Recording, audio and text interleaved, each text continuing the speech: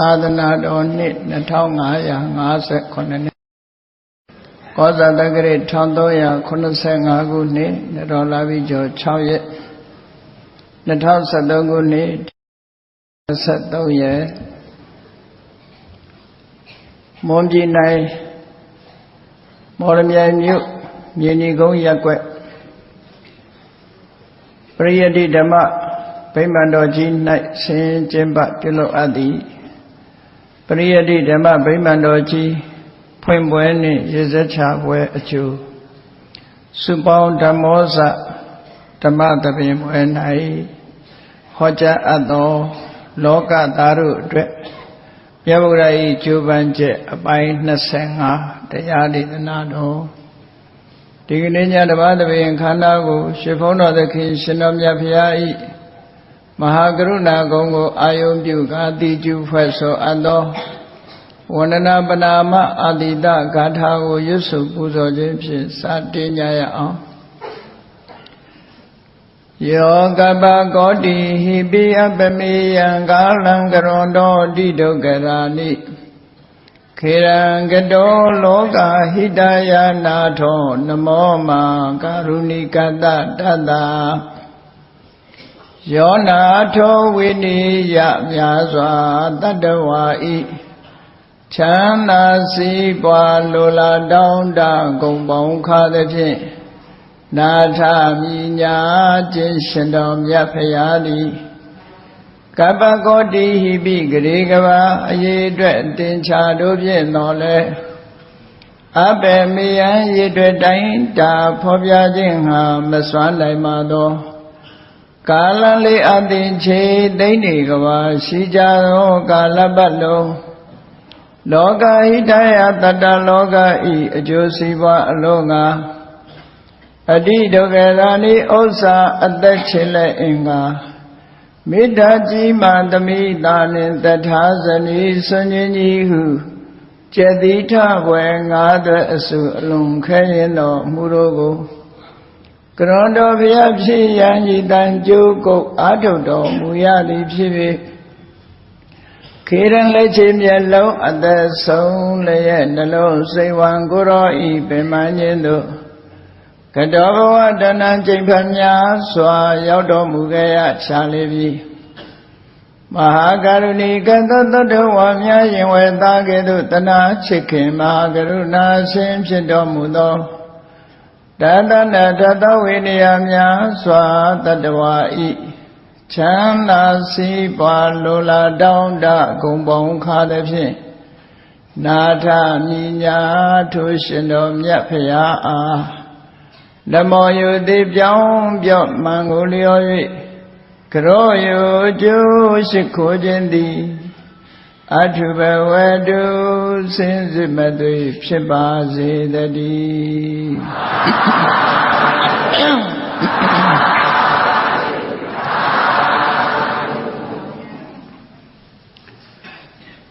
လောကသားတို့အတွက်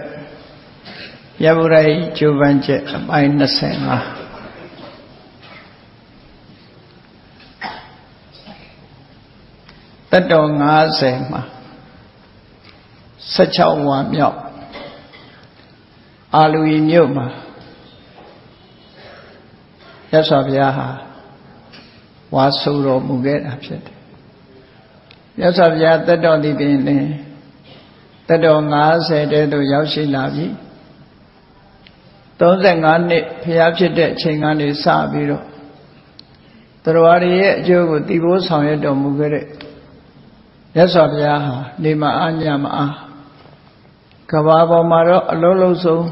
အံ့ဘွယ်လူသားတယောက်လို့ခေါ်ကြအမှာဖြစ်ပါတယ်ရသော်ဘုရားရဲ့နေ့စဉ်လုပ်ငန်းကြည့်လိုက်မယ်ဆိုလို့ရှိရင်အားရနားရဆိုတာမရှိဘူးဒီနေ့နှစ်ကြိမ်လောကကြီးကိုလည်းတပ္ပယုတ္တဉာဏ်ကွန်ရက်ဖြင့်ဖြန့်ကျက်ပြီးတော့ကြည့်လို့ရှိတဲ့ထင်တယ်အမြဲတမ်းကြည့်ပြီးတော့တရားရည်ရဲ့အကျိုးကိုအမြဲတမ်းသိဖို့တာခုတတ္တတော်15ဝါမြောက်ဝါဆိုရမယ့်အချိန်မှာ16ဝါမြောက်ဝါဆိုရမယ့်အချိန်ရောက်တဲ့အခါကျတော့ ထုံးစံအတိုင်းပဲတတ္တလောကကြီးတစ်ခုလုံးကိုကြည့်လိုက်တယ်ကြည့်လိုက်တဲ့အခါမှာအလွန်အန္တရာယ်ကြီးမားတဲ့အနေအထားတစ်ခုနဲ့အလွန်အန္တရာယ်များလာတဲ့အနေအထားတစ်ခုကနေပြီးကုညီဆောင်မပြီးဆုံးမဩဝါဒပေးရမယ့်အနေအထားတစ်ခုမြတ်စွာဘုရားမြင်တယ်။ဘာကြောင့်အန္တရာယ်ကြီးမားတော့ဆိုစိတ်ချမ်းကိုယ်ချမ်းအလွန်ခက်ထန်ကြမ်းတမ်းတဲ့အာလဝကဘီလူကြီးရဲ့ဘုံမိမ့်မှန်တွေကိုတွားရောက်သတင်းသုံးဖို့ဆိုတာတာမန်ပုဂ္ဂိုလ်တွေဟာတွေးဝန်းစရာမရှိဘူးအာလဝကဆိုတာအလွန်ကြမ်းတမ်းတဲ့ဘီလူကြီးဘယ်သူကမှလူမထင်ဘူးအလွန်ကြမ်းတမ်းတဲ့ရက်ဆက်တဲ့ဘီလူကြီးတူဖြစ်တယ်ပေါ့အဲ့ဒီဘီလူကြီးရဲ့ဘုံမိမ့်မှန်တွေကိုတွားပြီးတော့စွန့်စားပြီးသတင်းသုံးရမှာတာမန်ပုဂ္ဂိုလ်တွေဆိုမလွယ်ဘူးပေါ့ဒီလောက်ကြမ်းတဲ့ပုဂ္ဂိုလ်တစ်ယောက်ကိုဖြောင်းပြနားချပြီးနုညံ့သိမ်မွေ့သွားအောင်လုပ်ဖို့ဆိုတာကြားတကောင်ကိုဆုံးမရတာတဲ့ခက်ခဲမယ်ရှင်သေးတကောင်ကိုချော့ရတာတဲ့ခက်လိမ့်မယ်အတ္တမခက်ခဲတဲ့အလုပ်ကိုမြတ်စွာဘုရားအလောကဘီလူကြီးနဲ့တွေ့လို့ရှိရင်အန္တရာယ်တွေအများကြီးဖြစ်မယ်အဲ့ဒီအန္တရာယ်တွေကိုရှောင်လွှဲပြီးတဲ့အခါမှာသူ့ကိုခန္တီမေတ္တာကရုဏာတွေနဲ့ချမ်းတမ်းတဲ့စိတ်ဓာတ်တွေကိုပျော့ပြောင်းသွားအောင်လုပ်ပြီးပျော့ပြောင်းသွားခြင်းဖြင့်သာဝရယဉ်ကျေးသွားတဲ့ပုဂ္ဂိုလ်တို့ဖြစ်ဖို့လောကမှာကိုကြိုတင်ပြီးတော့မြင်တယ်နောက်တစ်ခုကတော့အာလူဤပြည့်ရှင်ဘုရင်ကြီးရဲ့နှုတ်လွန်ခဲ့တဲ့စကားအရအာလူပြည်သူပြည်သားတွေဟာဒီနေ့သမင်းအိုးတိုးချက်နဲ့လူတွေဟာဒီနေ့တယောက်သွားပြီးတော့ဘလူးစားခံနေရကြ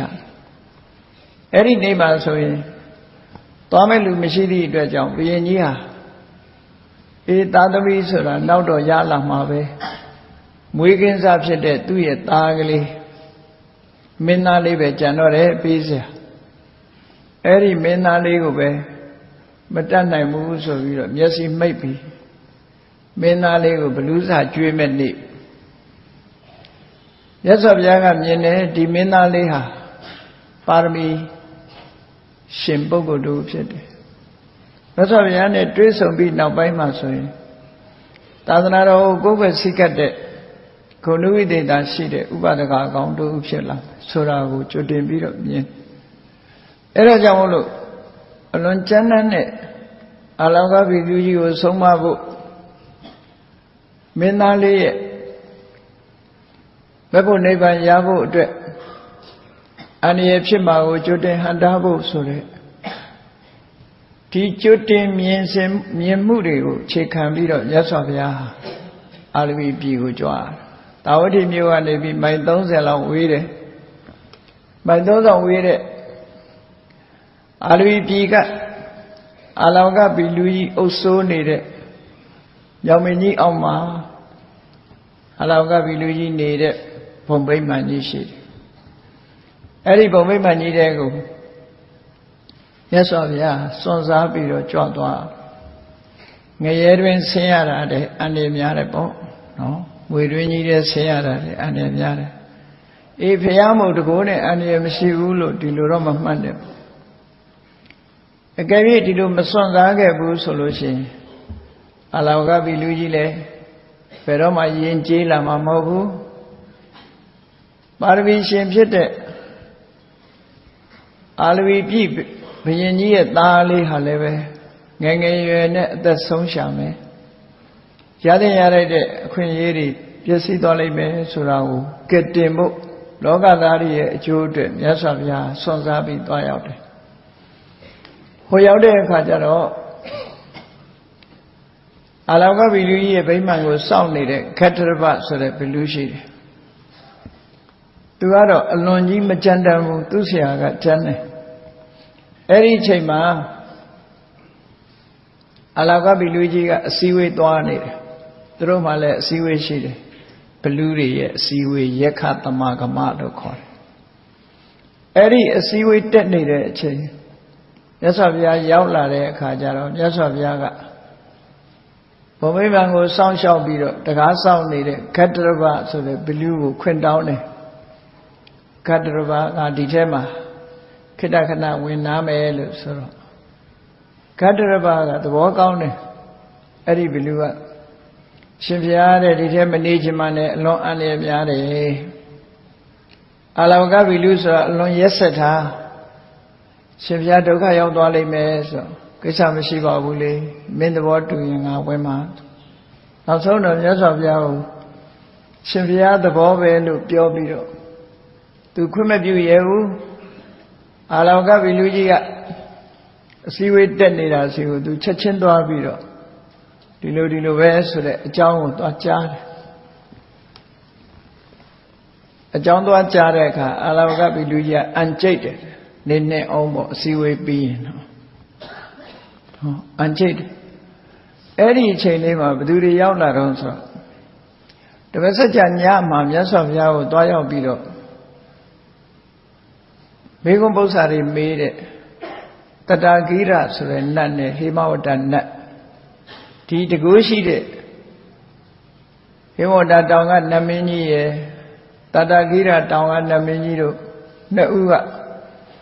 အလောကဘုံမိမ္မာဘောကဖြတ်ကျော်လာတာဘုရားရှိမှန်သိတော့ဘုရားကိုဝင်ရောက်ပြီးကြောခဲ့ကြတယ်ဟိုလည်းရောက်ရောအစည်းအဝေးမှာအလောကနဲ့တွေ့တော့အလောကမင်းသိကံကောင်းတာပဲမင်းဘုံမိမ္မာနဲ့မှာဂေါရမဘုရားရောက်ရှိနေတယ်ဆိုကောင်းတဲ့ရင်ပေးတာဟိုကအန်ကျိတ်တယ်နော်နေအောင်ပေါ့အဲ့ဒါလို့စိတ်ချမ်းကိုယ်ချမ်းဘလူကြီးကမြတ်စွာဘုရားကသူထိုင်တဲ့ပြင်ပေါ်မှာထိုင်လို့အလောကဘီလူကြီးရဲ့အချွေရံဒီကတော့သူလောက်မချမ်းတမ်းကြလူပဲဖြစ်ဖြစ်တိရစ္ဆာန်ပဲဖြစ်ဖြစ်နတ်ပဲဖြစ်ဖြစ်ချမ်းတမ်းတဲ့စိတ်ရှိတဲ့ပုဂ္ဂိုလ်ချမ်းသာပဲလူတိုင်းချမ်းသာမဟုတ်ဘူးတိရစ္ဆာန်တိုင်းလည်းမချမ်းဘူးဇေယိုက်ဆိုးဝါဒနာဆိုးဒေါသဇေယိုက်ပြစ်ထန်တဲ့ပုဂ္ဂိုလ်တွေကဖြစ်လျက်ဘဝမှာအချမ်းထမ်းနေယူပဲဖြစ်တယ်နောက်ဆုံးမှာငှက်ဖြစ်ရင်တောင်ပါဇက်ပြဲပြီးသူများလိုက်စိတ်တဲ့အကောင်မျိုးဖြစ်တာနော်အဲ့ဒီလိုပဲကိုယ့်ဘဝမှာဒါတတိထားပြီးတော့ငါမှဇေယိုက်ဆိုးတွေရှိသလားလူမြင်တိုင်းတရှုရှုတတိုင်းတိုင်းနဲ့ဒေါသထွက်တတ်သလားဆိုရင်ခုချိန်မှာပြင်ရမပြင်လို့ရှိရင်တော့ခေါရိုးကျိုးသွားပြီးဘဝမှာဒေါသဇေယိုက်ကြီးနဲ့လူတကာရန်လို့လူတကာအမုန်းခံရတဲ့ပုဂ္ဂိုလ်ဖြစ်မှာပဲအဲ့တော့ဇေယိုက်ဆိုတာကိုပြင်မရတယ်ဇေယိုက်ဆိုတာအလေးအကျင့်ကြီးတစ်ခုဖြစ်သွားတာဇေယိုက်တို့ဝါဒနာတို့ဆိုတာ habitual practice လို့ခေါ်တယ် habit ဆိုတာဝါဒနာကြီးဖြစ်ပြီးအကျင့်ကြီးပါသွားတယ်အကျင့်ဆိုတာအကောင်းတဲ့အကျင့်ပါရင်ကောင်းတဲ့အကျင့်စိုးကြီးပါသွားရင်သွားရောတတန်တရားလုံးဟာအကျင့်စိုးကြီးနဲ့အဲ့တော့အလောကကြီးကတို့ပြောရမယ်ဆိုရင်မြတ်စွာဘုရားလာနေတာလုံးဝမကြိုက်အစည်းအဝေးကထွက်လာတာနဲ့တပြိုင်နက်မြတ်စွာဘုရားကိုပြန်လာပြီးတော့ဒေါနဲ့မောနဲ့ရန်လုပ်တော့တာပဲအဲ့ဒီမှာပါဠိတော်မှာတော့အများကြီးဓာတ်တွေကိုမပြောဘူးအထက်ကရာပြောထားတာတော့အလောကကြီးဟာမြတ်စွာဘုရားရောက်နေတာကိုမကြိုက်လို့မြတ်စွာဘုရားလည်းအဲ့ထဲမှာတညသတင်းသုံးတာရောက်နေတာမကြိုက်လို့အမျိုးမျိုးမြတ်စွာဘုရားသူ့ဘုံမိမ့်မှန်နဲ့ထွက်သွားအောင်ဒုက္ခပေးတယ်ပေါ့လေသို့တော့အလောကတုတ်တံလို့ဆိုတဲ့ပါဠိတော်မှာကြတော့တာမန်လေးရေးထားတယ်ဘယ်လိုရေးတော့ဆိုမြတ်စွာဘုရားဟာအာလူဤမြို့နာကအလောကကြီးရဲ့အလောကဘလူကြီးရဲ့ဘုံမိမ့်မှန်မှာသတင်းသုံးနေထိုင်ခဲ့တယ်တဲ့အဲ့လိုနေထိုင်တဲ့အခါမှာအလောကဘလူကြီးကရောက်လာပြီးတော့မြတ်စွာဘုရားကိုသူ့ဘုံမိမ့်မှန်တွေကထွက်သွားခိုင်းတယ်တဲ့ဒီလောက်ပဲပါတယ်နော်ထွက်သွားခိုင်းတာမလုတ်ခင်အကြီးအကျယ်မြတ်စွာဘုရားကိုရန်လုပ်တယ် ထွက်ပြေးလောက်အောင်လုပ်တယ်သို့တော့မြတ်စွာဘုရားကသူအန္တရာယ်လုပ်လို့မရဘူးဘာဖြစ်လို့မလုပ်နိုင်တာတော့ဆိုမြတ်စွာဘုရားကသူ့ပေါ်မှာဩဒိတမေတ္တာနဲ့ပို့ပြီးတော့ကရုဏာထားလောကဟာတယောက်ကစိတ်ဆိုးနေတာကိုအသာလေးအပြုံးမပြတ်ငုံခံလို့ရှိရင်လေခုခေတ်လူတွေကြတော့ပိုးစိတ်ဆိုးတယ်နော်ပိုးစိတ်ဆိုးတယ်ဘာမှပြန်မပြောရင်လည်းစိတ်ဆိုးတတ်တယ်ခုခေတ်လူတွေကမြတ်စွာဘုရားတရားတော်အရာတယောက်ကစိတ်ဆိုးနေလို့ရှိရင်ကျန်တဲ့လူတယောက်ကသိခံပြီးတော့ငြိမ့်နေလို့ရှိရင်အလိုလျောက်ဟိုလူကငြိမ့်သွားတယ်တုံ့ပြန်မှုမရှိလို့ရှိရင်သူကသူငြိမ့်သွားတုံ့ပြန်နေလို့ရှိရင်တော့မဆုံးနိုင်တော့ဘူးသူတစ်ချက်ခေါက်ငါနှစ်ချက်ခေါက်နဲ့အဲ့ဒါလိုသွားတော့မှာနော်တုံ့ပြန်မှုတွေမလုပ်ဘူးဒီတိုင်းပဲနေဒီလိုတုံ့ပြန်မှုမပြုဘဲနဲ့သိခံခြင်းခွင့်လွှတ်ခြင်းနဲ့တရင်သုံးပြီးတော့နေတယ်အဲ့ဒီအချိန်မှာသူလုံးလို့မရတော့နောက်ပိုင်းမှာဘာလုပ်တုံးဆိုမြတ်စွာဘုရားကိုခတ်မာမာနဲ့နိက္ခမသမဏကိုတော့ထွက်သွားလိုက်ဒီထဲမှာမနေနဲ့ထွက်သွားလိုက်လို့ပြောတာအဲ့ဒီလိုပြောလိုက်တဲ့အချိန်မှာမြတ်စွာဘုရားကလည်းသာရာဟုသောအေးကောင်းပါပြီကွာဆိုထွက်သွားတာတညာလုံးထပြေးအောင်လုပ်တာမသွားဘူးမြတ်စွာဘုရားကိုတော့ဒီထဲမှာမနေနဲ့ထွက်လို့ဆိုတော့အေးမင်းထွက်စီခြင်းလဲထွက်မယ်ကောင်းပြီဆိုထွက်သွားလိုက်တယ်သူ့ဗိမာန်တွေကထွက်သွားတော့အဲ့ဒါလို့သူပြောတဲ့စကားလေးကိုလိုက်နာလိုက်တဲ့အချိန်လေးမှာသူ့စိတ်ကလေးကဒီလိုတော့လေပြောဆိုလို့လွယ်သားပဲဆိုစိတ်လေးကပျော့သွားတယ်နည်းနည်းလေးယော့ကျသွားတယ်အဲ့ကြတော့သူကပြန်ဝင်ခဲ့အောင်ဆိုဘုရားကကောင်းပြီဆိုပြန်ဝင်သွားပြန်တယ်ဘာဖြစ်လို့သူပြောတာတွေလိုက်လို့ရတယ်လဲလို့ဆိုရင်သူစိတ်နှလုံးနူးညံ့သွားအောင်လို့မြတ်စွာဘုရားရဲ့ technique ပဲဒါကစိတ်နှလုံးတင်းမာပြီးတော့နေတဲ့ပုဂ္ဂိုလ်တုံ့ပြန်နေလို့ရှိရင်ပို့ပြီးတော့တင်းမာလာသူပြောတာသူကျေနပ်လောက်အောင်သူခိုင်းတဲ့အတိုင်းလိုက်လို့တဲ့သဘောပေါ့နော်ပြန်ဝင်ခဲ့အောင်ဆိုဝင်သွားလိုက်တာပဲအေးမင်းကဝင်စေခြင်းဝင်တာပေါ့ဆိုပြန်ဝင်နောက်တစ်ခါဒုတိယအကြိမ်လဲကိုတော့ပြန်ထွက်သွားတော့ဘုရားဆိုဘုရားကောင်းပြီမင်းမနေစေခြင်းလဲထွက်မယ်ဆိုထွက်သွားအပေါနာရောက်တော့ပြန်ဝင်ခဲ့အောင်ဆိုဝင်သွားပြန်ရောမြတ်စွာဘုရားကိုသူကထွက်ခိုင်းလိုက်ဝင်ခိုင်းလိုက်အဲ့လိုလုပ်တတိယအကြိမ်ရောက်တဲ့အခါကျတော့သူစိတ်ထဲမှာစိတ်ကူးကဘာပေါ်လာတော့ဆိုဒီတစ်ခါထွက်စမ်းမေ့စီထွက်လို့ရှိရင်ခြေတော်နှချောင်းကင်ပြီးတော့ငါခင်းငံမြေဟိုဘက်ရောက်အောင်ပြစ်မယ်အဲ့ဒီစိတ်ကူးနဲ့ထွက်လိုက်အောင်လို့ပြောတဲ့အခါကျတော့မြတ်စွာဘုရားအဲ့ဒီအချိန်ကျတော့သူ့ရဲ့စိတ်ကူးသိတယ်ဆိုတာကိုပြလို့ရနော်နတ်ခွာဟံအောက်သောနိခမိတ်တာမိငါမထွက်ဘူးတဲ့ယန္တေကရဏိယံတံကရောဟိမင်းလှုပ်ချင်တာလှုပ်ငါမထွက်တော့ဘူးလို့ဆိုမြတ်စွာဘုရားအဲ့လိုပြောလိုက်တယ်အဲ့ဒီလိုပြောလိုက်တဲ့အခါကျတော့ဒီကိုယ်တော်ကစကားပြောလို့တော့လွယ်တယ်ပေါ့ငါစိတ်ကြံနေလဲသိနေတယ်အဲ့တော့အသိပညာလည်းရှိပုံရတယ်ငါသိကျင်တဲ့အချက်တွေကလည်းအများကြီးပဲအဲ့ဒါတွေငါမေးမယ်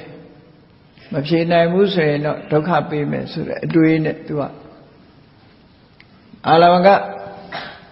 ဒီလူကရသဗျာကိုလျှောက်တယ်ပညာတံသမဏပုစိတ်တာမိကိုရောကိုမေခွန်းတစ်ခုမေးမယ်တဲ့မေခွန်းသစေမေနပြဂရိတတိမဖြေနိုင်ဘူးဆိုရင်တော့စိတ်တံဝခိပိတ္တမိယူတော်လုပ်မယ်တဲ့နော်ဖြေနိုင်ရင်ဖြေမဖြေနိုင်ရင်ယူအောင်လုပ်မယ်သို့မဟုတ်ရင်နှလုံးသားကိုကွဲသွားအောင်နှလုံးကိုခွဲပစ်မယ်သို့မဟုတ်ခြေတစ်ချောင်းကင်ပြီးတော့ခင်းကမြေဟိုဘက်ရောက်အောင်ပစ်မယ်ဖြေနိုင်ရင်ဖြေမဖြေနိုင်ရင်တော့ကိုတော့သိစေမယ်လို့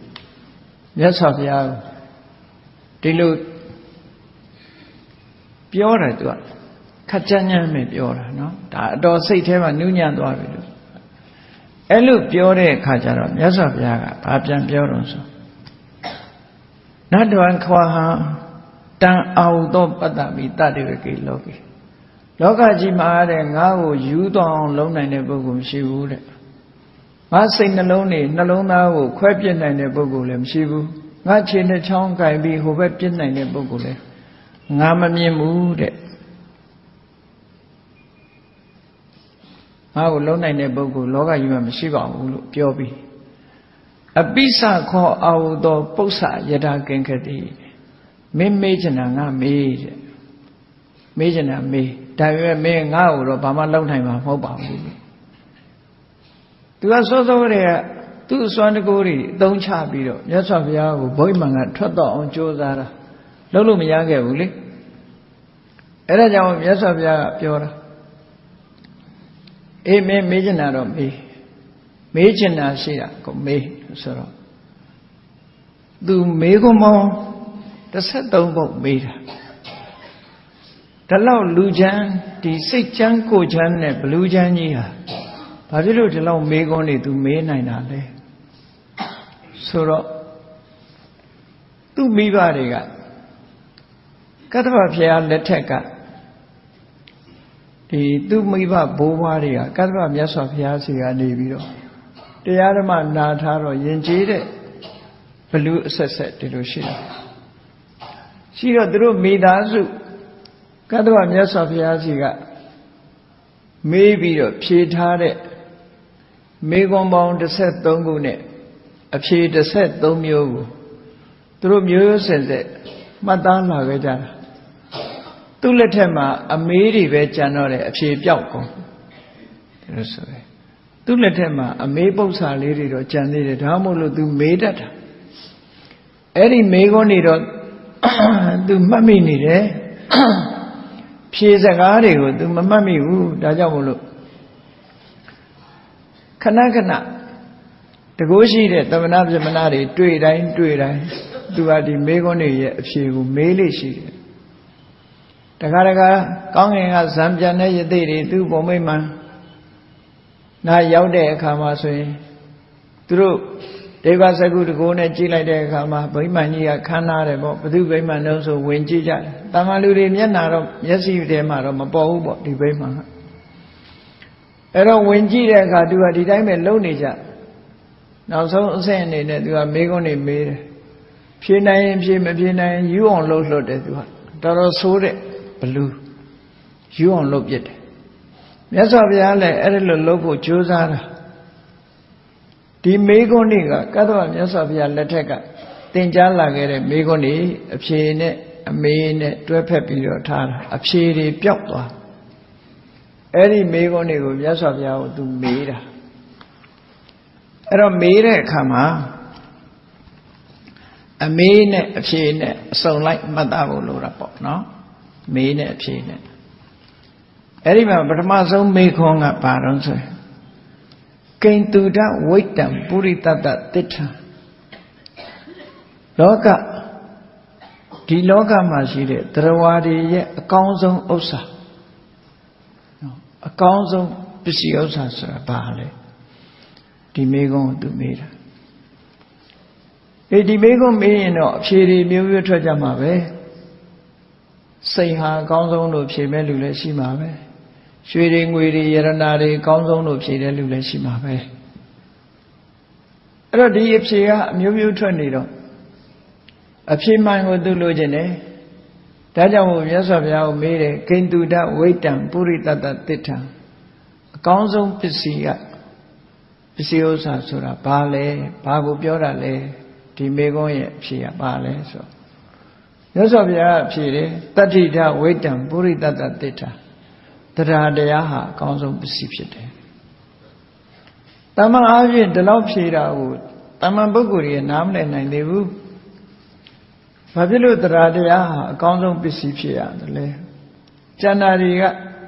ရွှေတွေငွေတွေလို့သုံးလို့ရရဲ့လားဘာဖြစ်လို့တရားတရားကိုအကောင်းဆုံးပစ္စည်းလို့ပြောရတယ်လဲလို့ဆိုလောကမှာချမ်းသာကြွယ်ဝတဲ့ပုဂ္ဂိုလ်တွေရရှိလာတဲ့စည်းစိမ်ဥစ္စာတွေဟာတရားတရားအခြေခံပြီးတော့လှူလို့တန်းလို့ရလာကြတာတွေပဲလေဘဝမှာစဉ်းစားကြည့်ပေါ့ဒီမော်လမြိုင်မြို့မှာလည်းချမ်းသာတဲ့လူရှိတယ်ဆင်းရဲတဲ့လူရှိတယ် မွေးလာတဲ့ကလေးတွေကြည့်ပေါ့သူတို့ရွေးလာတာမဟုတ်ဘူးသူတို့ကိုယ်ပိုင်အနေနဲ့ချမ်းသာတဲ့အိမ်ကိုတမင်ရွေးပြီးလာတာမဟုတ်ဘူးဟိုဆင်းရဲတဲ့အိမ်ရောက်သွားတဲ့ကလေးကလည်းဆင်းရဲတဲ့အိမ်မို့သူသွားတာမဟုတ်ဘူးအဲ့တော့အတိတ်ဘဝကတရားအခြေခံထားပြီးတော့ဒါနကောင်းမှုလုပ်ခဲ့တဲ့ပုဂ္ဂိုလ်တွေကချမ်းသာတဲ့အိမ်သွားမွေးတယ်တရားတရားကင်းမဲ့ပြီးကုသိုလ်ကောင်းမှုမလုပ်ခဲ့မိတဲ့ဒါနကောင်းမှုမလုပ်ခဲ့တဲ့ပုဂ္ဂိုလ်တွေကြတော့ဆင်းရဲတဲ့အိမ်သွားမွေးရတယ်ပေါ့ဒါကြောင့်မို့လို့ဒီတရားဆိုတဲ့ဟာကအခုလို့ချမ်းသာတဲ့မိဘအိမ်ကိုရောက်ဖို့ရအတွက်တရားကိုအခြေခံပြီးတော့လုပ်တဲ့ဒါနကောင်းမှုနဲ့ရတာဖြစ်သောကြောင့်တတ္တိတာဝိတ္တံဒါအကောင်းဆုံးပစ္စည်းလို့ဒီလိုပြောတာတန်တရားနဲ့တွက်မယ်ဆိုလို့ရှိရင်လေတရားတရားရှိသူနဲ့တရားတရားမရှိသူဟာအလွန်တရာကွာခြားသွားတယ်ဘဝအဆင့်တန်းတစ်ခုဟာအများကြီးကွာခြားသွားတယ်လောကမှာစိစိတ်ဥစ္စာတွေရသမျှဟာတရားတရားကိုအခြေခံပြီးတော့ဒါနကောင်းမှုလုပ်တဲ့ပုဂ္ဂိုလ်တွေဟာအလွယ်တကူရကြတယ်တချို့ကတော့ထင်လိုက်မယ်ငါကြိုးစားလို့ရတာလို့ကြိုးစားတိုင်းရောရသလားလို့ဆိုကြိုးစားတိုင်းမရတာတွေအများကြီးပဲနော်ဟုတ်ပြီကြိုးစားလို့ရတယ်ဆိုတာကိုယ်လက်ထက်မှာရှာလို့ရတယ်ဆိုတာဝိရိယရဲ့အကျိုးမရှိဘူးမဟုတ်ရှိတယ်ပညာရဲ့အကျိုးမရှိဘူးမဟုတ်ရှိတယ်ပညာတတ်တဲ့ကြိုးစားရင်စီဝါဥစ္စာတက်တယ်သို့တော့ကံအကျိုးပေးလို့ရသလောက်မများဘူးသူကကံအကျိုးပေးပြီဆိုလို့ရှိရင်ဒါနကောင်းမှုလုပ်ခဲ့တဲ့ပုဂ္ဂိုလ်ဟာဘာမှမလုပ်ရဘဲနဲ့သူ့မှာရွှေဘုံငွေဘုံဖြစ်သွားတာဟောဒီလိုဆိုတာပေါ့နော်ဒါကြောင့်မို့လို့တရားဟာအကောင်းဆုံးဥစ္စာပဲဥစ္စာတွေရဖို့အတွက်တရားဟာအကောင်းဆုံးပဲလို့ဒီလိုပြောတာဒါကြောင့်မို့လို့နတ်ပြည်ကနတ်တွေကလူတွေကိုသူတို့နတ်တွေသေခံနေကြတော့မှားကြတယ်တဲ့တကယ်ချင်းသေရမှာမကြောက်နဲ့သေလို့ရှိရင်သူဂတိဘုံရောက်အောင်သွားသူဂတိဘုံရောက်တဲ့အခါမှာအကောင်းဆုံးလတ်လဘကိုအဲ့ဒီလတ်လဘခိုင်မြဲအောင်ကြိုးစားလို့မှားလေးရှိကြတယ်တဲ့စကားသုံးခုအဲ့ဒီမှားတဲ့စကားသုံးခုနဲ့သူဂတိဘုံသွားဆိုတာလူပြေသွားခိုင်းတာအကောင်းဆုံးလတ်လဘကိုရအောင်ရှုဆိုတာတရားတရားကိုပြောတာအေးလူပြေလည်းရောက်တယ်တရားလည်းရှိတယ်ဆိုရင်ဒါနကောင်းမှုသီလကောင်းမှုဘာဝနာကောင်းမှုဒါတွေလုပ်တော့တာလုပ်တဲ့ပုဂ္ဂိုလ်ဟာနတ်ပြည်ကိုအချိန်ချင်းထပ်ထပ်ပြန်ရောက်လာတယ်ဒီလိုဆိုတာပေါ့နော်နတ်ဆိုတာလှုပ်ရှားလို့မရဘူးဒီဝါကလှုပ်တဲ့ကုသိုလ်ရဲ့အကျိုးကိုခံစားရုံခံစားဒါကြောင့်မို့လို့ကမ္မဖလူပစီဝီတဲ့ကံဤအကျိုးကိုမှီပြီးတက်မွေးရတာလူတွေလိုမဟုတ်ဘူးလူတွေကြတော့ဥဋ္ဌာဏဖလူပစီဝီလုံနိုင်မှစားရတယ်ဒီလိုဆိုတာပေါ့ကံအကျိုးပေးတဲ့ပုဂ္ဂိုလ်တွေကြတော့မလုံဖဲနဲ့စားနေရတာလူတွေထဲမှာမရှိဘူးလားရှိတယ်နော်ဒါကြောင့်မို့လို့တတ္ထိတဝိတ္တံပုရိသတ္တသစ္ထံလို့ခြုံငုံပြီးတော့ဒီမေခွန်းဟာဖြေလိုက်တာအဲ့တော့ဒီအဖြေလေးရတော့သူနည်းနည်းကျေနပ်သွားပြီးဒုတိယမေခွန်းဆက်မေးတယ်ကိဉ္တုသူစိဏံဒုက္ခမဝေတိကောင်းကောင်းမွန်မွန်လိုက်နာကျင့်သုံးမယ်ဆိုလို့ရှိရင်ဘယ်အကျင့်ကကောင်းကျိုးချမ်းသာတွေကိုဖြစ်ပေါ်စေနိုင်တယ်လေနော်ဘာကိုလိုက်နာကျင့်သုံးလို့ရှိရင်ချမ်းသာမလဲဒါကိုမေးတာဘယ်တရားကိုလိုက်နာကျင့်သုံးလို့ရှိရင်ဘယ်အရာကိုလိုက်နာကျင့်သုံးလို့ရှိရင်ကောင်းစွာကျင့်သုံးလို့ရှိရင်ချမ်းသာဒုက္ခရတယ်လေဆိုတော့မြတ်စွာဘုရားကဖြေတယ်ဓမ္မောသူစိန်တော့ဒုက္ခမဟဝေတိမင်းဓမ္မကိုကျင့်သုံးတယ်ဓမ္မကိုကျင့်သုံးလို့ရှိရင်ချမ်းသာအောင်အရလိုက်မယ်ဒါဖြင့်ဓမ္မဆိုတာဘာတွေလဲလို့မေးမယ်ဆိုရင်အခြေခံကစပြောရရင်ပဏာတိပါဒမှရှောင်နာဓမ္မအာရိဏဒါနမှရှောင်နာဓမ္မကာမေတုမိစ္ဆာစာရကရှောင်နာဓမ္မဒီလိုဆိုလို့တယ်သူစရိုက်တရားနော်10ပါးကုသိုလ်ကမ္မပဒတရား10ပါးကိုဓမ္မလို့ခေါ်တယ်ပဏာတိပါဒမရှောင်နာကိုအဓမ္မလို့ခေါ်တယ်ဟောဓမ္မနဲ့အဓမ္မဓမ္မဆိုတာဒုစရိုက်10ပါးမှရှောင်တဲ့သူစရိုက်10ပါးအဓမ္မဆိုတာဒုစရိုက်10ပါးကိုခေါ်တာ နည်းအားဖြင့်ပြောမယ်ဆိုရင်ကုသိုလ်ကမ္မပဋ္ဌတရား10ပါးကိုဓမ္မလို့ခေါ်ပြီးတော့အကုသိုလ်ကမ္မပဋ္ဌတရား10ပါးကိုအဓမ္မလို့ခေါ်တယ်ဒီကနေ့တို့တွေဟာဓမ္မတွေကိုလုံနေတာလားအဓမ္မတွေလုံတာလားကိုယ့်ကိုယ်ဆန်းစစ်ကြည့်ပေါ့ကိုယ့်ကိုယ်ဆန်းစစ်ကြည့်ကာယဒုစရိုက်3ပါးလုံနေလို့ရှိရင်အဓမ္မဝစီဒုစရိုက်4ပါးကျွလွန်နေရင်အဓမ္မမနောဒုစရိုက်3ပါးမိမိတဏ္ဍာမှာဖြစ်နေမယ်ဆိုရင်ဒါအဓမ္မသူစရိုက်တွေဖြစ်နေပြီဆိုရင်တော့ဓမ္မပဲလို့ဒီလိုဆိုလိုတာပေါ့အဲ့ဒီဓမ္မဆိုတဲ့ကုသကံဝရတရား10ပါးကိုကောင်းစွာကျင့်သုံးလိုက်နာတဲ့ပုဂ္ဂိုလ်ဟာချမ်းသာဒုက္ခရတယ်အပေါ်ရန်လေးတွေတွေးကြည့်လေသူများတဲ့မတတ်ဘူးသူများဥစ္စာမခိုးဘူးဆိုတဲ့ပုဂ္ဂိုလ်တယောက်ဘာပြဿနာမှမတက်ဘူးသူများလောကမှာရာဇဝမှုတွေဆိုတာသူများတဲ့တတ်တာသူများဥစ္စာခိုးတာနဲ့ပတ်သက်တာတွေများတယ်လေသူတစ်ပါးသားမယားပြစ်မှားတာအဲ့ဒါတွေအသေးအဖွဲအစပြီးရှောင်ကျင်တယ်ဆိုတဲ့ပုဂ္ဂိုလ်တွေဟာဘယ်မှာလဲဆင်းရဲဒုက္ခရောက်မလဲဒါကြောင့်မို့ဓမ္မောသူစိန်နောဒုက္ခမဝတိဒါကအခြေခံကိုပြောတာဒီတဲ့အစစ်မြင့်တဲ့ဓမ္မဆိုလို့ရှိရင်သီလကိုသမထကျင့်စဉ်ကိုကျင့်တယ်ဝိပဿနာကျင့်စဉ်ကိုကျင့်တယ်နောက်ဆုံးဝိပဿနာကျင့်စဉ်ကိုပြည့်ပြည့်ဝဝကျင့်လိုက်တဲ့အခါမဂ္ဂင်၈ပါးကျင့်တရားကိုကျင့်ပြည့်ပြည့်ဝဝကျင့်သုံးလိုက်တဲ့အခါမှာတဏှာဝဆင်းရဲကနေလွတ်ကင်းတဲ့နိဗ္ဗာန်ချမ်းသာကိုရောက်သွားတယ်ဆိုဟောဒုက္ခမဝတိကောင်းစွာကျင့်သုံးတဲ့ဓမ္မဟာနိဗ္ဗာန်ချမ်းသာထိအောင်ပေးတယ်လို့ဒီလိုဆိုတာအခြေခံအဖြစ်ကျင့်သုံးရင်တဏှာထဲမှာချမ်းသာမယ်တဏှာဟုတ်ကလွတ်စေတတ်တဲ့မဂ္ဂင်၈ပါးကျင့်တရားဝိပဿနာကျင့်စဉ်ကိုကျင့်မယ်ဆိုလို့ရှိရင်မဖို့ရပြီနိဗ္ဗာန်ချမ်းသာကိုရမယ်လို့ဒီလိုထိအောင်ယူလို့ရတယ်ပေါ့ဓမ္မလမ်းကြောင်းကလွဲပြီးချမ်းသာဒုက္ခရစေနိုင်တာမရှိဘူးလို့ဒီလိုဆိုလို့တယ်ဒီမေခွန်းရဲ့အဖြေကိုကြားရတော့လေသူကျေနပ်တယ်အားရတယ်မြတ်စွာဘုရားကိုတတ္တိယမြောက်မေခွန်းမေးတယ်ဂိန္တုဟဝေတာဓုတရံရတနံအဲ့ဒီမဲ့အရသာအရှိဆုံးလောကမှာတကယ်ကိုအရသာရှိဆုံးဆိုတာဘယ်ဟာလဲလူတွေဆိုတာအရသာဆိုတာကြည့်လေရှာနဲ့လောက်ရတဲ့ဟာတွေအရသာခေါ်တာပေါ့နော်ရှာနဲ့မှသိရတဲ့ဟာအရသာ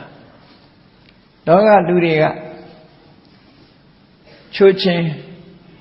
ငံဆက်ခါဆိုတဲ့ရတာ6ပါး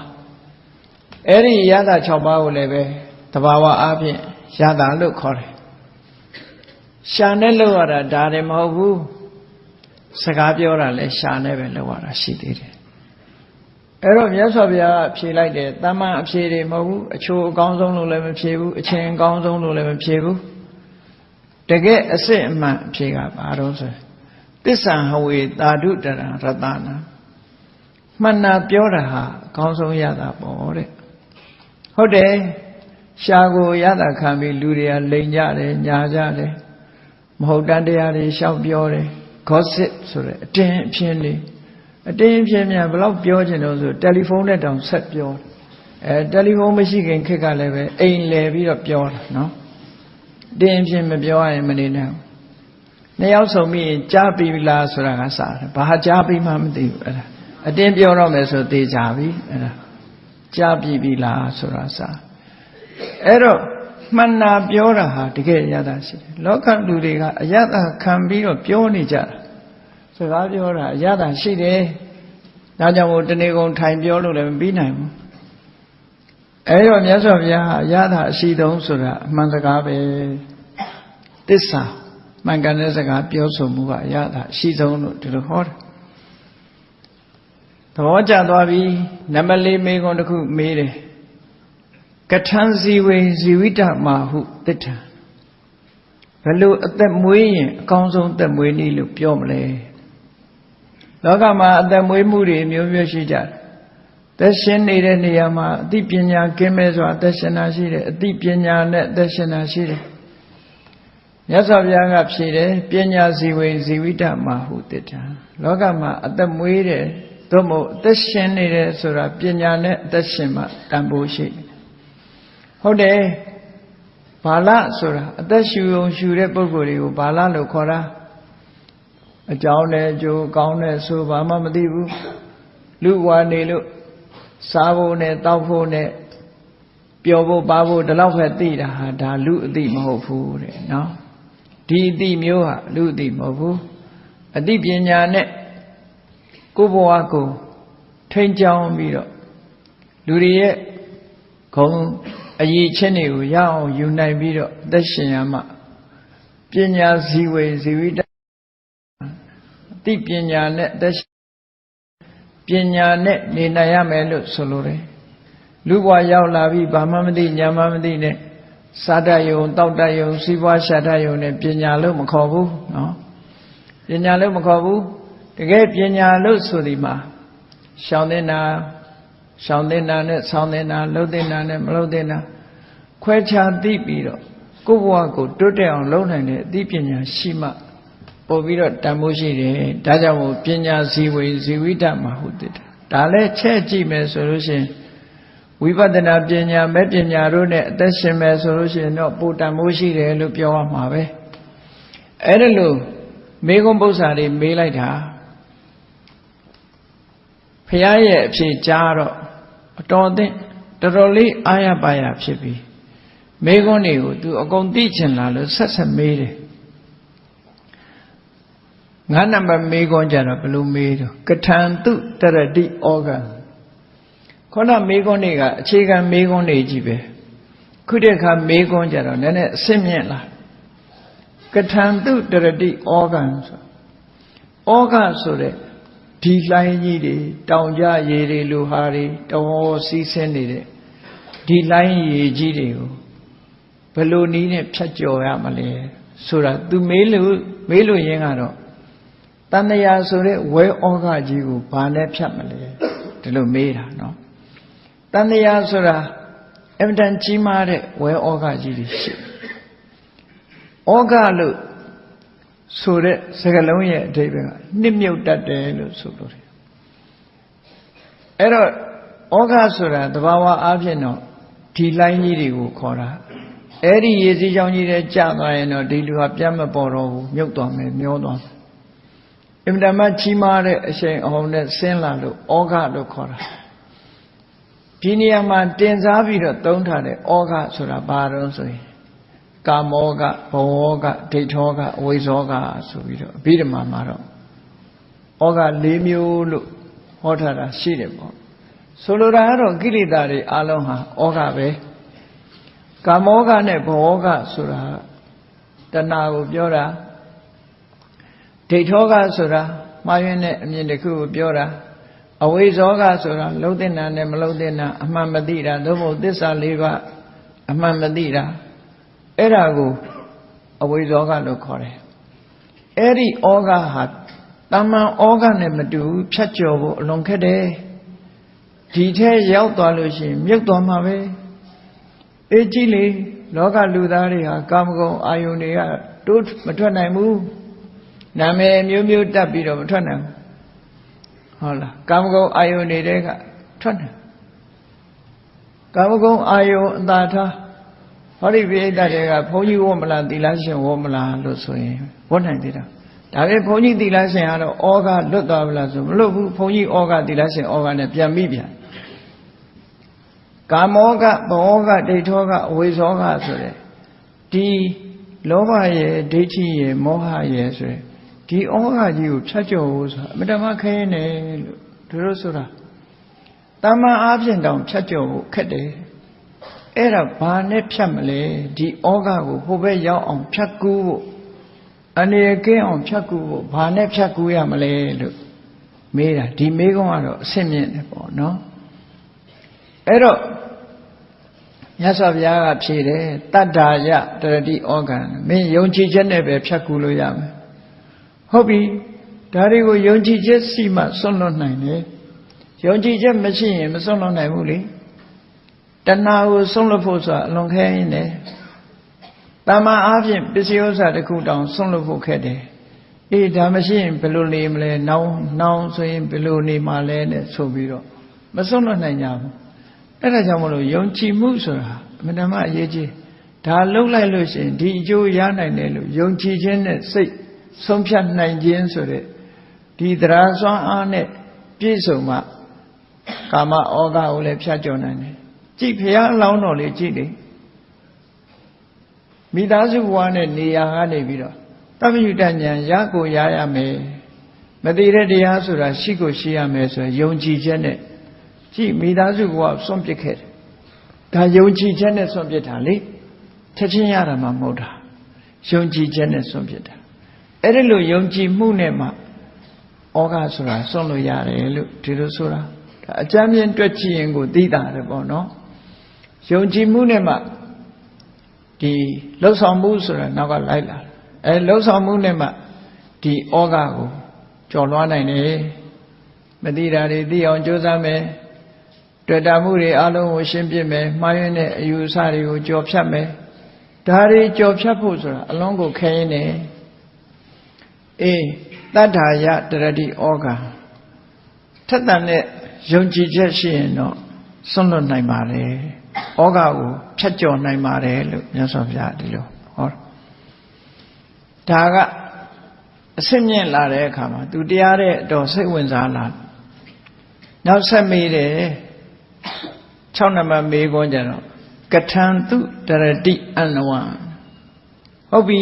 ဩဃကြီးကိုတော့ဖြတ်ကျော်ပြီးပြီအမတန်ကျယ်ပြန့်တဲ့ပင်လယ်ရေပြင်ကြီးကိုတော့ဘာနဲ့ဖြတ်မလဲဘာနဲ့ကျော်လွှားမလဲဟိုဘက်ရောက်အောင်ဘာနဲ့ကူးမလဲဒါလောက်ကျယ်ဝန်းတဲ့တန်တရာပင်လယ်ကြီးကိုဘာနဲ့ကူးမလဲလို့ဒီလိုဆိုလို့အဲ့တော့မြတ်စွာဘုရားကအပမဒေနအနဝံမင်းကိုဒီတတိထားဖို့လိုတယ်အပမာဒဆိုတာကိုယ်စိတ်လေးဟာကုသိုလ်တရားပဲရောက်ရှိပြီးတော့နေတာခန္ဓာကိုယ်နဲ့ပတ်သက်ပြီးတော့မပြတ်သိနေတာတတိလို့ဆိုလိုတယ်ပေါ့နော်အပမာဒဆိုတာတတိပဲကမ္မဋ္ဌာန်းတရားအထုတ်နေတာကိုယ်ခန္ဓာကိုယ်မှာရှိနေတဲ့အာယုန်တွေနဲ့စင်စစ်မပြတ်တွဲဖက်ပြီးတော့ပေးနေတယ်စိတ်ဟာအာယုန်နဲ့တွဲဖက်နေတယ်ပမာဒဆိုတာကြတော့ဘယ်လိုတော့ဆိုစိတ်လွတ်ကိုယ်လွတ်ကာမဂုဏ်အာယုန်ကိစ္စတွေနဲ့ပဲစိတ်ကိုမျောထားလိုက်တယ်ကောင်းတဲ့ဘက်ကိုစိတ်ကူးတောင်မထည့်ဘူးကုသိုလ်ဘက်စိတ်ကူးတောင်မထည့်ဘူးနော်အိုမနာမသိပါစိတ်ကူးတဲ့တောင်မထည့်ဘူးပြောမယ်သွားမယ်လာမယ်စားမယ်တောက်မယ်ဒီထဲမှာပဲနေတဲ့ပျော်ပျော်နေတည်ခဲဆိုတဲ့အတွေးနဲ့တွေးနေတာတွေကပမာဒလို့ခေါ်တယ်အပမာဒကြတော့အဲ့လိုမဟုတ်ဘူးဩငါတနေ့သိရအောင်မှာမသိခင်လုံးမှာငါတနေ့အိုရအောင်မှာမအိုခင်လုံးမှာငါခန္ဓာကိုယ်လေးဖြားနာခြင်းဆိုတဲ့သဘာဝတရားတွေငါမကျော်လွှားနိုင်သေးဘူးကျမ်းမာနေတော့ငါတစ်ခုခုလုံးမှာအသက်အရွယ်ရှိတုံကြိုးစားမှဆိုတဲ့စိတ်ကလေးတွေဟာဒါအပမာဒလို့ခေါ်တယ်အဲ့ဒီအပမာဒရှိမှအမတန်ကျယ်ဝန်းတဲ့ပင်လယ်ခရီးကြီးကိုဖြတ်ကူးလို့ရမယ်တဲ့မျိုးဖို့ဆိုလို့ရှိရင်တော့မေ့မျောနေရင်တော့မဆုံးနိုင်တဲ့ခရီးကြီးကိုရှောက်ပြီးတော့ပြောလိုက်ပါလိုက်လူဖြစ်လိုက်ခွေးဖြစ်လိုက်နော်ရှောက်တရိစ္ဆာန်ဖြစ်လိုက်ငရဲကြလိုက်ဒီလိုမျောပါနေမှာပဲအကုန်အဲ့ဒါလို့တန်တရားဝကလုပ်ဖို့ဆိုတာဒီပင်လယ်ပြင်ကြီးတဲ့ကထွက်ဖို့ဆိုတာအလွန်ခဲရင်သွားပြီလို့သူဆိုတာပေါ့အဲ့တော့သူကဒီဩဃကိုလည်းဖြတ်ကျော်တယ်ကိလေသာတွေအနဝါဆိုတဲ့တန်တရားကြီးကိုလည်းဖြတ်ကျော်တယ်ဩဃဆိုတဲ့ရေရင်ဒီလိုင်းကြီးတွေကိုတော့ယုံကြည်ချက်နဲ့ဖြတ်ရမယ်တန်တရားဆိုတဲ့ရေပြင်ကျယ်ကြီးကိုတော့အပမာဒဆိုတဲ့တတိတရားနဲ့ဖြတ်ကူးတယ်အေးတတိပဒံကျင့်စဉ်ကျင့်နေတာအာထုတ်နေတာဟာဒါပင်လယ်ကြီးကိုဖြတ်ကူးနေခြင်းပဲလို့ဒီလိုအောင်မရဟောနောက်မေးတဲ့မေးခွန်းကြတော့ကထံသူဒုက္ခမစ္စေတိဒုက္ခကိုဘာနဲ့လွတ်မြောက်မလဲဒုက္ခဆိုတာကိုဘာနဲ့လွတ်မြောက်မလဲသူမေးတော့ဒီနေရာမှာဒုက္ခဆိုတာဘယ်သူကိုပြောတာလဲဆိုရင်လူတွေကဒုက္ခဆိုလို့ရှိရင်စားရမယ်မဲ့တောင်းရမယ်မဲ့ဒုက္ခအစင်မပြေတာဒုက္ခသာသမီတွေပြောမကောင်းတာဒုက္ခခေါင်းကိုက်တာနော်နေမကောင်းတာဒုက္ခဒီလောက်ပဲဒုက္ခလို့ထင်ကြတာဒီနေရာမှာဒုက္ခလို့ဆိုတာဘာကိုပြောလို့တာတော့ဆိုဥပါဒာနဲ့ခန္ဓာ၅ပါးဟာဒုက္ခပဲလေ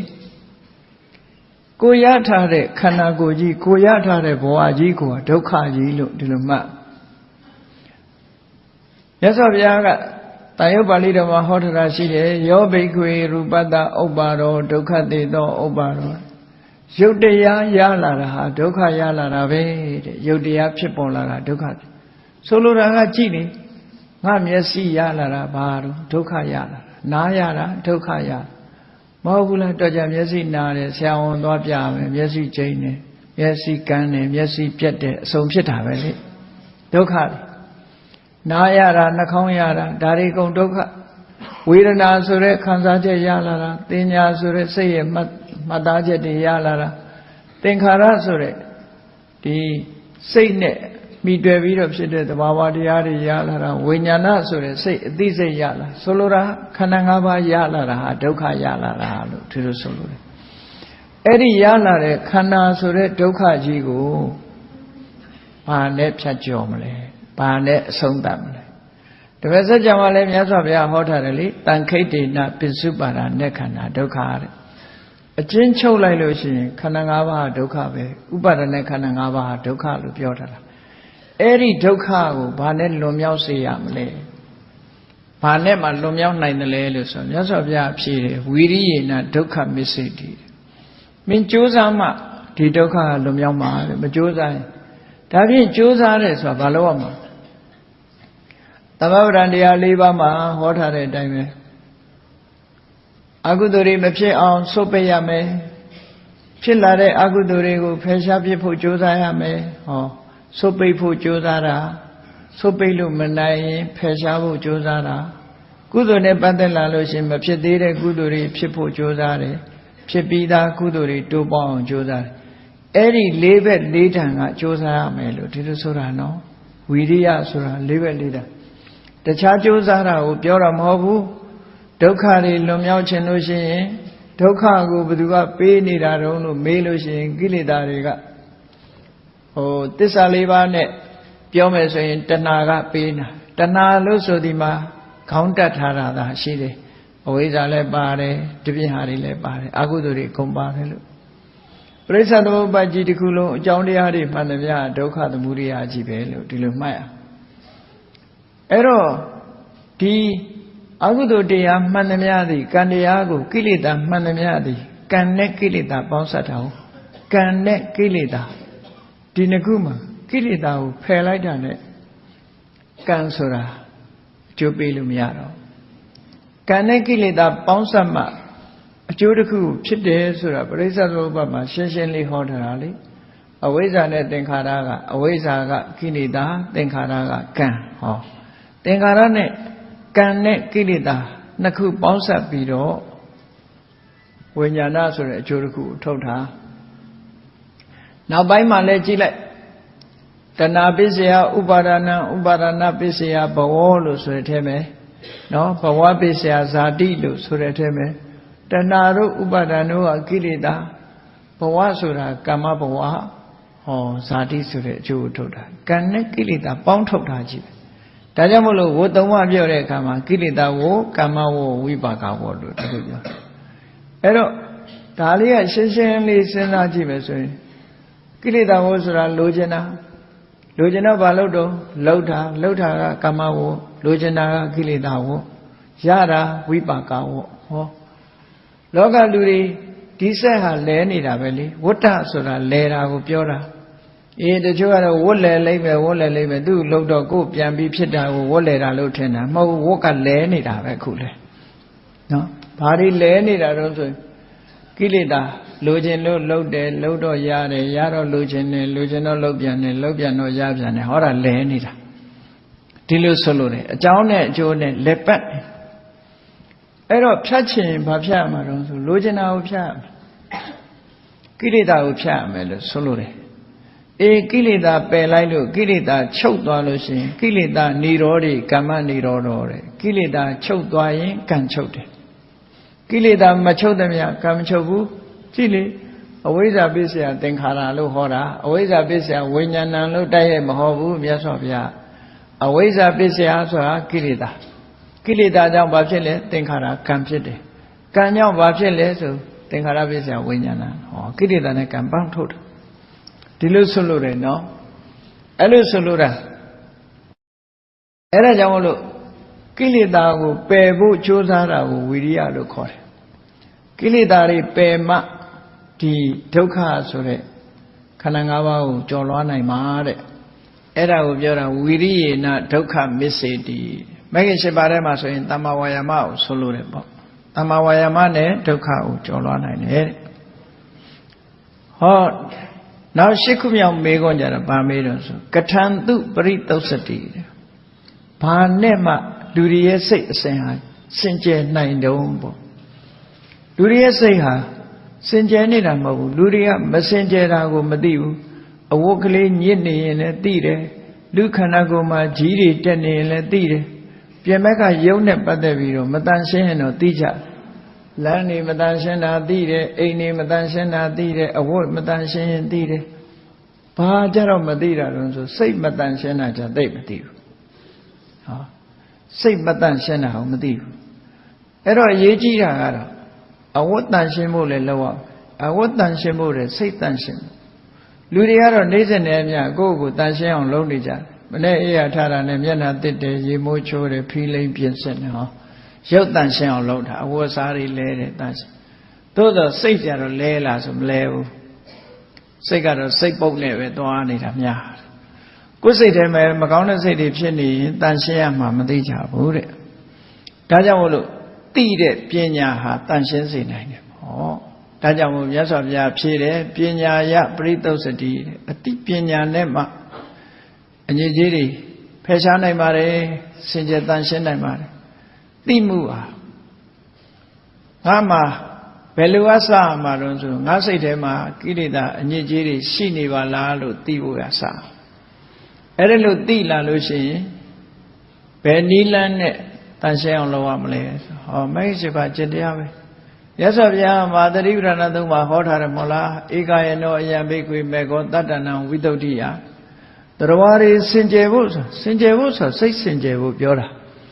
တရားတွေကိလေသာအငြိကြီးကစင်ကြယ်ဖို့ဆိုလို့ရှိရင်ဟောတာဟာတခုတည်းသောလမ်းကြောင်းပဲလို့တလန်းတည်းသောအကျင့်ပဲလို့ဒီလိုဟောတာဒါကြောင့်မို့လို့သိပြီးတော့ပညာလမ်းကြောင်းကနေသွားမှစင်ကြယ်နိုင်တယ်လို့ဟောဒီအဖြေလေးကိုနာရတာ ਨੇ ခုနကအလွန်ကြမ်းတမ်းခက်ထန်တဲ့ဒေါသမန်လေးအားကြီးတဲ့ဒီအလောကကြီးဟာသောတပန်ဖြစ်သွားတယ်ဒါလောက်နဲ့တည်းသူသောတပန်ဖြစ်သွားဉာဏ်လာကြည်လားလို့ပိဋကကထင်ကောင်းထင်လိမ့်မယ်သူကအလေးနဲ့ထားပြီးတော့စဉ်းစားတာလေရသော်ဘုရားရဲ့အဖြေတိုင်းကိုအလေးနဲ့ထားပြီးတော့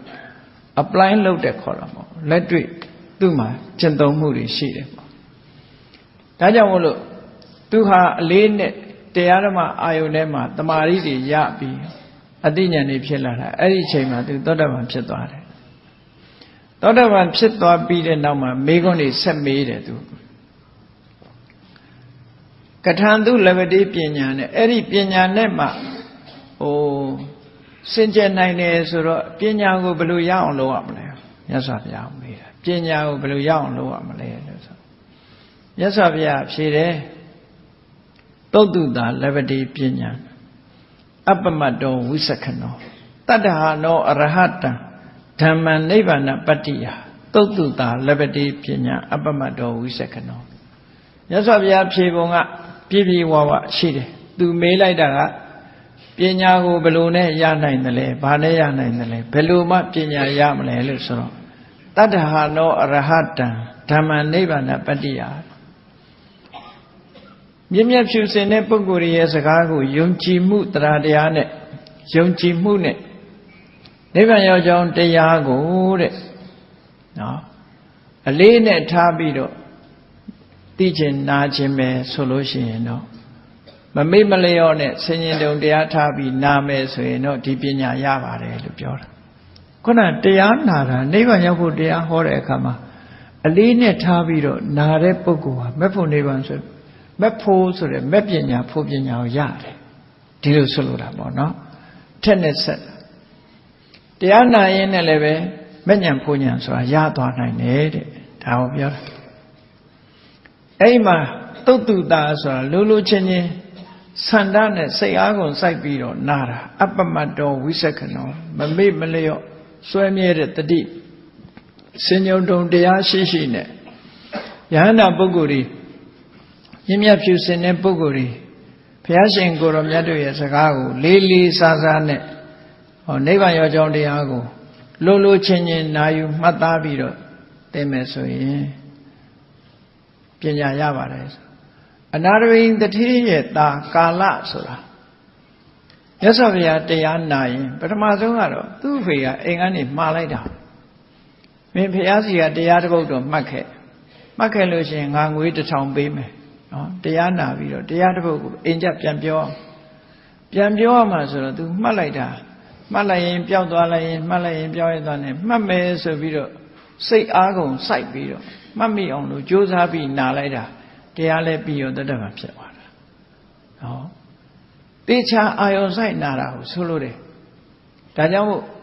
တာဓုခံမနတိကာရယတ္တာဟိသာသနတံပတ္တိလို့ဆိုတယ်မြတ်စွာဘုရားရဲ့အဆုံးအမတွေပြည့်ပြည့်ဝကိုယ်တဏ္ဍာရောက်ဖို့ဆိုတာတဲ့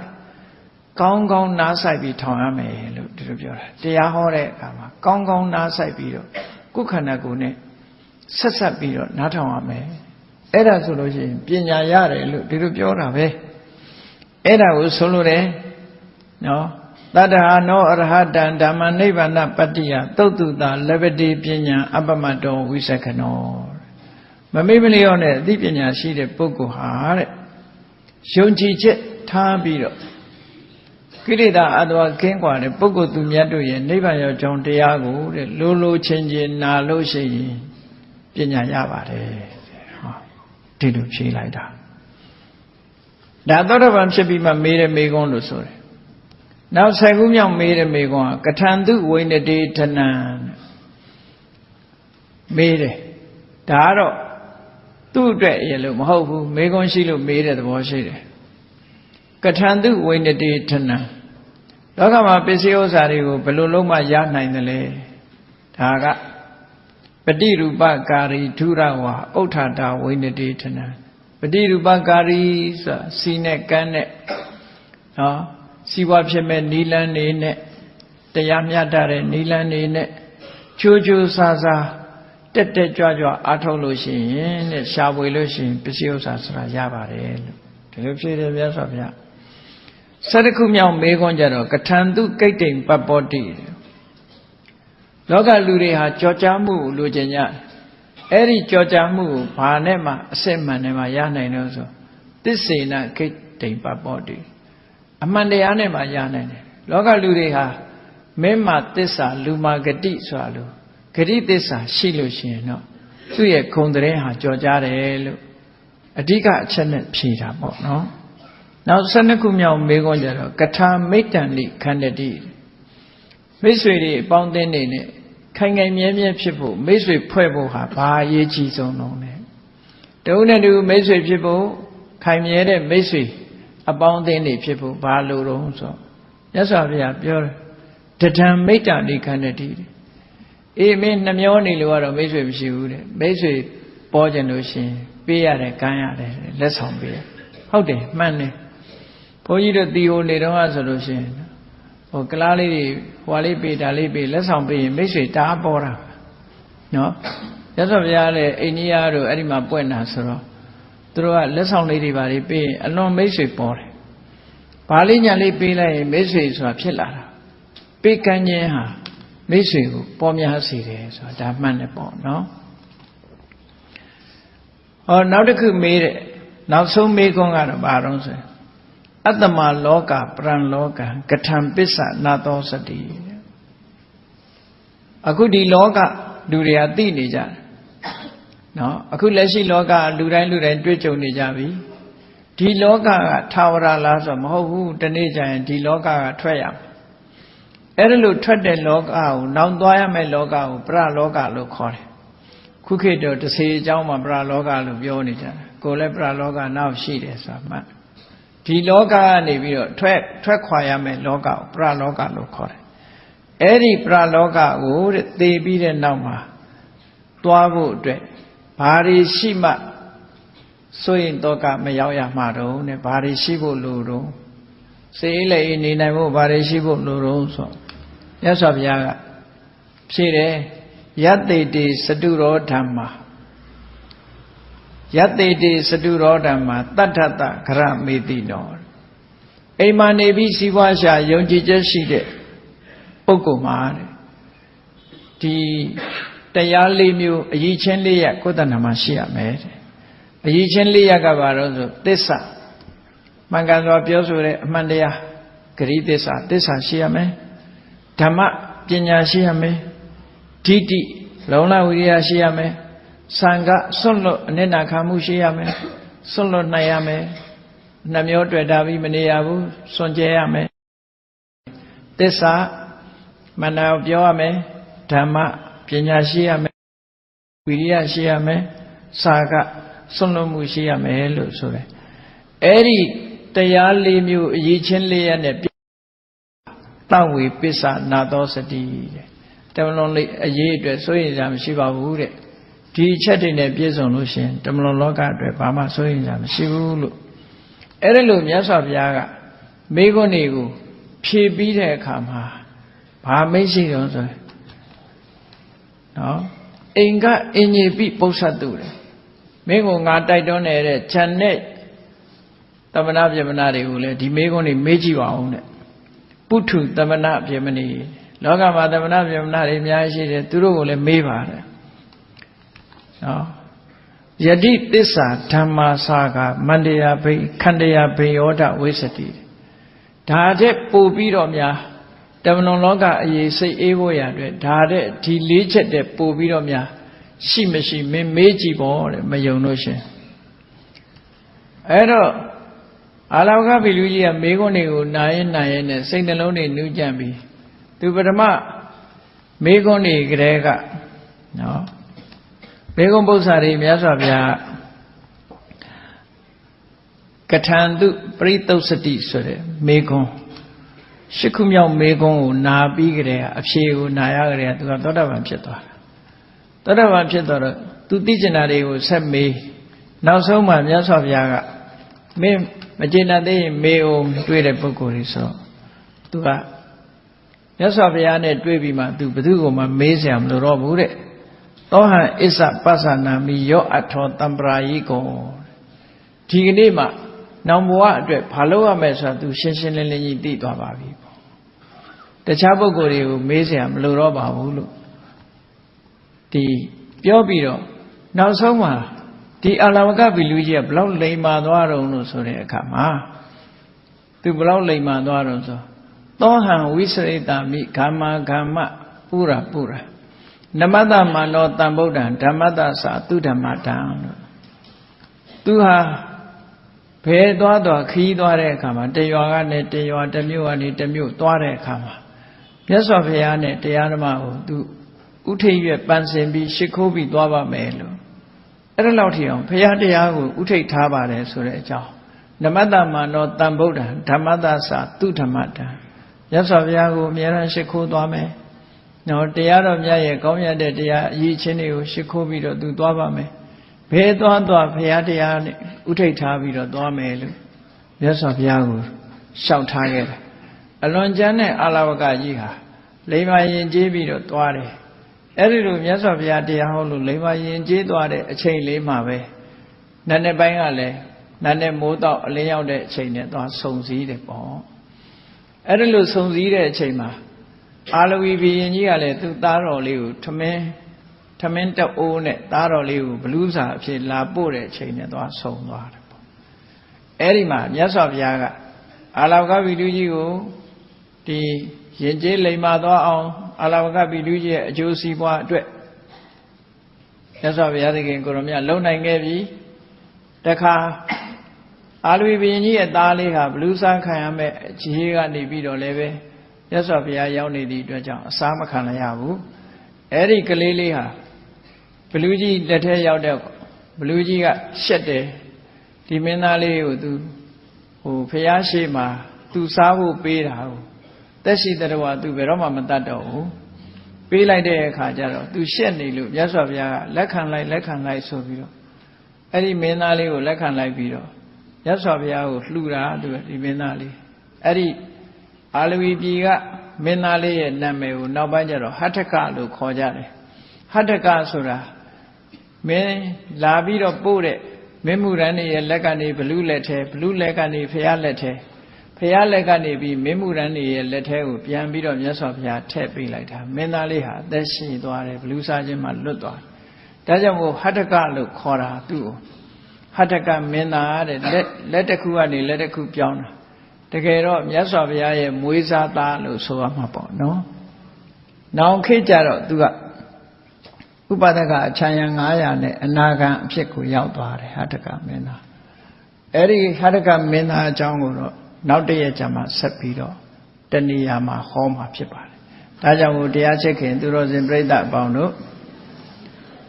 မြတ်ဗုဒ္ဓရဲ့လောကသားတို့အတွက်ရဲ့မြတ်ဗုဒ္ဓရဲ့ကျိုးပန်းချက်တွေဟာကြည့်အာလောကဗီလူကြီးကိုဒီချမ်းတန်ရက်ဆက်တဲ့အာလောကဗီလူကြီးကိုလိမ္မာရင်ကျေးအောင်ဆုံးမခြင်းဘလူစားခံရတဲ့ဘေးကနေလွတ်မြောက်ပြီးတော့မြတ်စွာဘုရားရဲ့တပိဋကတွေထဲမှာတန်ဖိုးရှိတဲ့ဥပဒကတယောက်ဖြစ်အောင်ကဲတင်မဆနိုင်ခဲ့ခြင်းဆိုတဲ့အကျိုးကျေးဇူးတွေကိုမြောက်ကိုးပြီးတော့မြတ်စွာဘုရားအခက်ခဲတွေမျိုးကြားကနေပြီးလောကသားတို့ရဲ့အကျိုးကိုဆောင်ရွက်တော်မူခဲ့တာဖြစ်ပါတယ်တရားချစ်ခင်သူတော်စင်ပြိဿအပေါင်းတို့လောကသားတို့ရဲ့အကျိုးကိုဆောင်ရွက်တော်မူတဲ့မြတ်စွာဘုရားရဲ့ခုံတော်ကျေးဇူးတော်တွေကိုအာယုံပြုပြီးတော့ဗုဒ္ဓနုတ္တိကမ္မထံပွားများလျက်မိမိတို့ရဲ့စိတ်နှလုံးအေးချမ်းအောင်ဆောင်ရွက်နိုင်ကြပါစေကုန်သတည်း